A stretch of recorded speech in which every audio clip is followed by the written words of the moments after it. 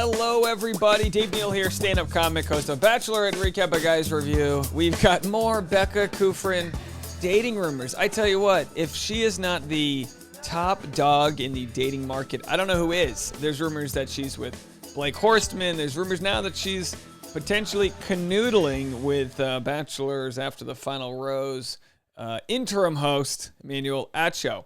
Let's dive into this story and see if there's any merit.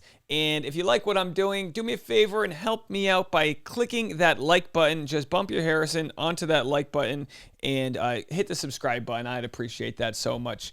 So much. All right, ladies and gentlemen, we had a good Easter, everybody. Someone asked me if I got a spray tan in my hair professionally styled. It's like, now I woke up like this, closer, taller the hair, closer to God or something, taller the hair, closer to getting 100,000 subscribers. I don't know how it works, folks, but I was outdoors for a outside Los Angeles Easter ceremony and got a little bit too much sun, but thank you guys so much for noticing.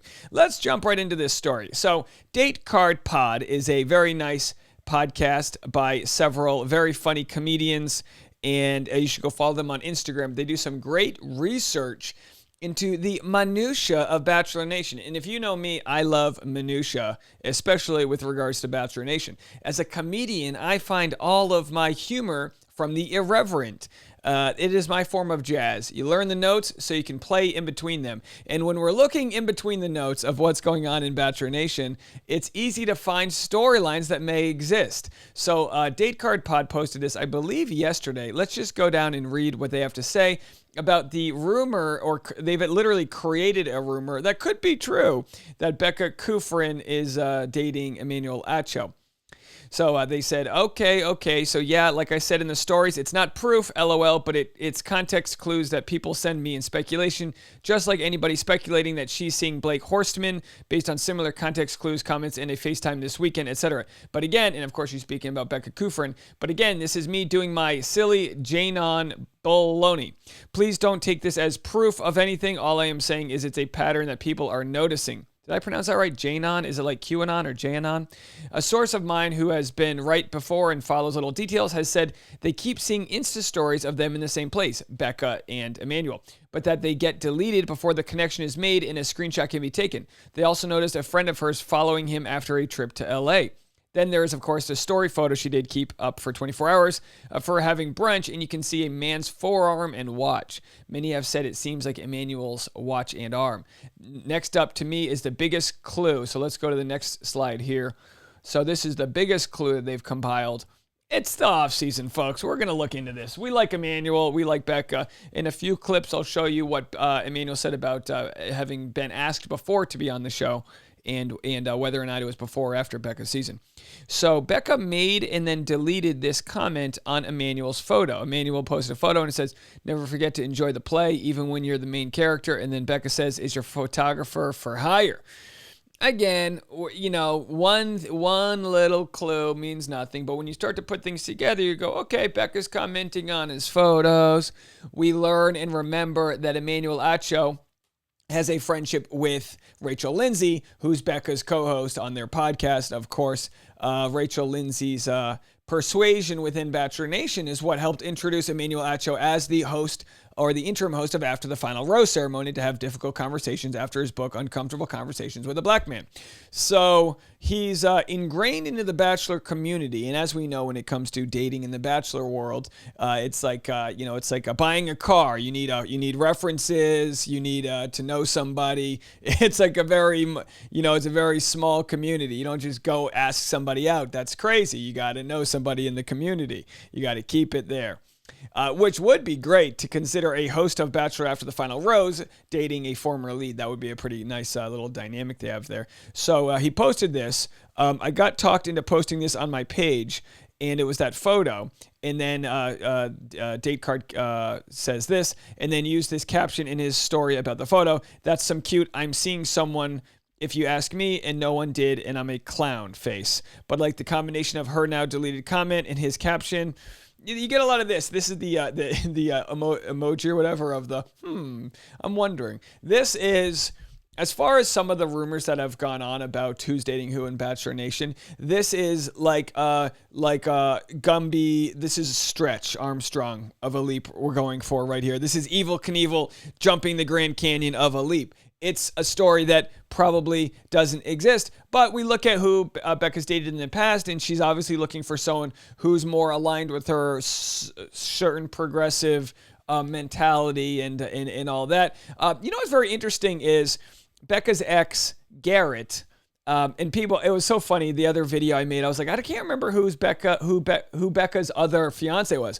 People went crazy. It was Ari. How can you forget that? It's like, listen, I've done a lot of therapy to forget Ari existed, okay? I'm happy for him. He's got a second home in Hawaii. Can't say the same about myself over here. One day, a boy can dream. Hit the like button. Let's get me a second home in Hawaii. When you say we do some recaps from, can you imagine how obnoxious my recaps would be if I'm like, aloha, friends, and I'm just like drinking a Mai Tai? I know that's not Hawaii. Okay.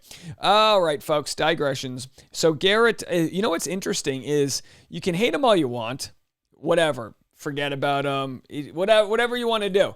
He's never said anything bad about the relationship once it ended. So this article, obviously clickbaity, says Garrett breaks his silence on Becca Kufrin split amid new relationship. But when you look at what actually was said, I remember seeing this on his Instagram. Somebody had asked him, truly doesn't know what Garrett wrote, that while he gets asked about their breakup a lot, he truly doesn't want to be known for the show.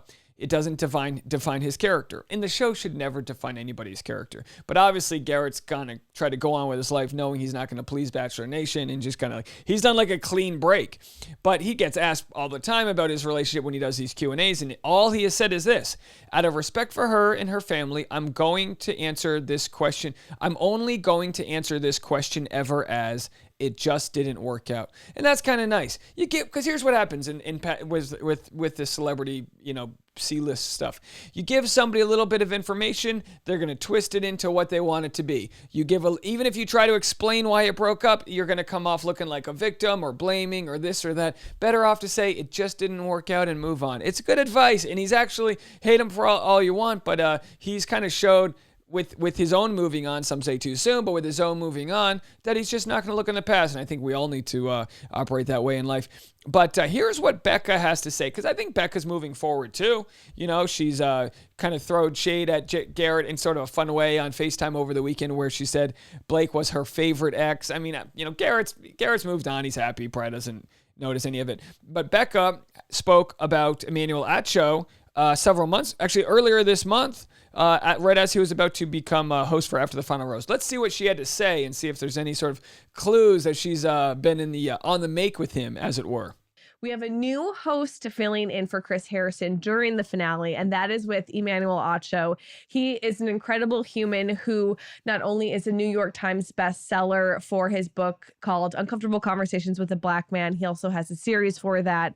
He was the first guest on Talking It Out with Mike and Brian of their podcast. So before you actually sit down and watch the finale and wonder why we have Emmanuel on hosting it, do a deep dive and do some research and educate yourself on who he is and what he speaks out about, because he is all about inclusion and diversity, not only within the franchise, but within our society. He sits down. He's not afraid to get uncomfortable and hold tough conversations, especially for people who look like me. So I highly recommend, please go check him out, buy his book, check out his series on Instagram. It's at Emmanuel Acho. Look at his uncomfortable conversations and just get a feel for him, because he is incredible. We can't wait to see him sit down with Matt and some of the girls on the finale and have those conversations, because it is so needed in this day and age. So get a feel for Emmanuel Acho, and we'll see if Becca will do the same, if you know what I'm talking about. Emmanuel, listen, when it comes to like relationships, it's like, look, all you can do is set up a friend, and if they click, they click. If they don't, they don't. But what's interesting, Becca Kufrin, Rachel Lindsay, co-host, good friends. When you can set up a friend with someone that you're friends with, you kind of merge different worlds. So we got a little Venn diagram of Rachel Lindsay knows Emmanuel Acho, but now Emmanuel Acho Acho knows Becca Kufrin. Now, if we do have a little bit of a relationship there, you can kind of have these co-partners. Until you have kids, I feel like when you're partnered up, like we did Easter Sunday yesterday with some friends of ours, Josh and Amy, and like some of our other friends are all have kids. I'm in my 30s. Everyone's starting to have kids, so you start to like pair off with the people that don't. And I tell you what, as soon as we have kids, we're going to be needing to pair off with people that have kids, because if I've learned anything, people with kids, you want to pawn your kids off to somebody else and just let the kids run around like some dirty Tasmanian devils in the sand pit while you kind of have a few drinks with your friends. Looking at you, Leah. We know what's going on out there. You have kids and you need to keep them busy. You need that like a hamster. Anyway, that's not the point to this story. Rambling man. So Emmanuel Acho says that he had turned down the Bachelorette twice. So let's go to that clip here. He says, "I don't think I could do it." Acho, 30. Now this was this article was early, so he's only 30. He's young. He says, "I don't think I could do it." Talking on the podcast with Bachelorette alums Mike Johnson and Brian on their Talking It Out podcast in January. "I got asked to go on the Bachelorette twice in 2017, and then most recently, I guess for the last season. The host has made a name for himself through his Uncomfortable Conversations with the Black Man series, launched last summer. He says, "I couldn't be the Bachelor because I feel like people would judge me." He told them. Mike Johnson, 33, and Brian Abasolo, 41, who met wife Rachel Lindsay on season 13 of The Bachelorette. "Like, you were just kissing her and now you're kissing her? Why are you so grimy? I thought you were about uncomfortable conversations, not uncomfortable makeouts. I ain't got no time for that." I'm like, let me just have my conversations. I don't need no dream suites, no home visits. It's really interesting because there's absolutely no judgment that happens with Bachelor. Like we're so far into the show, 25 years into Bachelor, Bachelorette 18, whatever, that you kind of just like take it for granted what's actually going on. And it is pretty wild out there that while in the real world, you may or may not date around, kiss different people, go on different dates. When it's on TV, when it's like your image, he's got a very specific image about like, we're trying to have conversations, social progress, this or that. It doesn't mean he can't find love. It doesn't mean he couldn't be a great candidate to be on Bachelor or Bachelorette. But what it means is it's like, look, he doesn't need it. And if you don't need it, like Peter Krause didn't need to become Bachelor, they couldn't meet his needs. And in the end, he didn't need it. Bachelor producers rely on people that need them. They rely on contestants that will do whatever they can do, bend over backwards, strip dodgeball, whatever needs to happen. Bachelor producers rely on the needy. And it's a very powerful and detached position to be, to not need them, and he sure doesn't. But we'll have to see. It begs a question. He's been asked to be on it twice. Was he asked to be on it on Becca Kufrin's season? So here we have the 14th season of The Bachelorette premiered May 28th, 2018. This season was Becca Kufrin. It feels like yesterday, doesn't it? So this was 3 years ago that it premiered. So he said he was asked to be on it in 2017. Does that mean he was asked in 2017, but for the future Bachelorette, which would have been Becca? And if so, why did he decline? Did he know it was going to be Becca? All that jazz. And then he was asked the most recent season, which I guess he wasn't into doing that. That's when his other success had come out. So, very interesting to see if what kind of story comes from this. As regards to Emmanuel Acho, and if there's, at the very least, we've got our eye to the door right now on social media to see if there's any more posting. I still look forward to seeing Becca Kufrin on Bachelor in Paradise and Blake Holstman as well. Horstman? Whatever. Blake H. as well.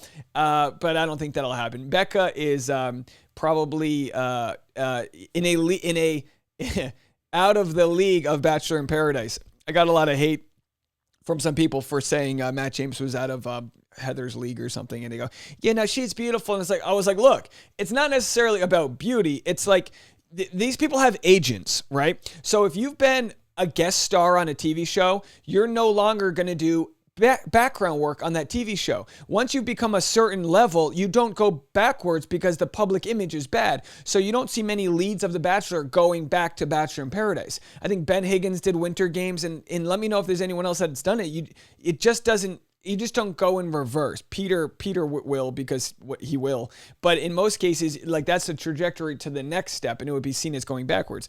I hope it's not the case, because I think Becca, it could be a little black swan event to have her come this year, because not much else is going on in the world. Pandemic still raging forward. Looking forward to my second shot. Got them antibodies, bro.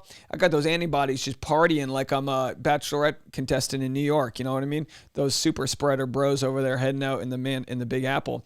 Anyway, folks, so this is what I've got going on today. My live stream today is at 3:30 p.m., not 4. During the season, it's at 10 p.m. because it's after The Bachelor, but because we're in the off season, I'm doing 4 p.m. Mondays, 4 p.m. Thursdays. Today is at 3:30. So I'm just letting you know, hit the alert button on my videos, set a reminder. You just can click on the link below and just set a reminder. It'll let you know when I go live, all that jazz. And if you love supporting the content, I can't believe this. I'm shocked that we got 659 subscribers to the new vlog. We only released one video so far this past Thursday. It's house hunting, 3 different homes. We see which one we end up choosing. And then this Thursday's video will be the moving from one Los Angeles place to another. We've got backyard renovation videos coming up. We just installed AstroTurf, cool drone shots, lots going on behind the scenes about my life. If you like it, if you want to follow Tasha and myself as we do wedding planning, it's all going to culminate into a nice, hopefully beachfront wedding, but we're still working on it. COVID, we're still doing our thing, folks. So anyway, thank you guys so much for everyone who stuck around there. And to everyone else, thank you so much. If you can, at the very least, hit the like button, subscribe. Let's get my subscriptions up on this channel. We're at 27,000. Be nice to get to 28,000 in the next couple days. Let me know if you guys can help me with that, and we'll see you later on. Bye now.